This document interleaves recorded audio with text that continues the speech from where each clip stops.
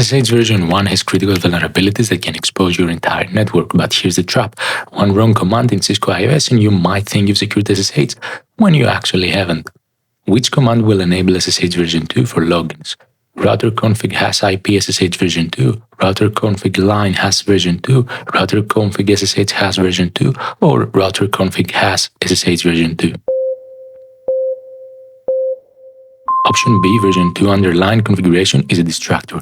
The version command in config line mode sets the SSH version for that specific line, but it doesn't actually configure SSH globally. It's like putting a lock on one door while leaving the main gate open.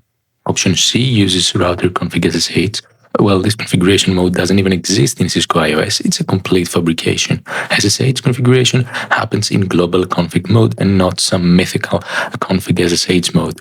Option D, SSH version 2, is the sneaky one. Kind of looks right, but it's missing the critical IP prefix.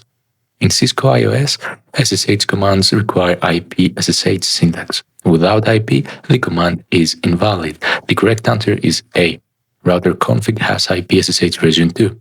This command globally configures the router to use SSH version 2 exclusively. In production environments, we don't just run this one command. Proper SSH setup requires at least 5 steps. Generate RSA keys with crypto key generate RSA command, set host name, configure domain name, create local user, and then enable SSH version 2. For the exam, know that IP SSH version 2 is the global command. In the real world, we automate this with configuration management tools, but understanding the manual process is critical for troubleshooting.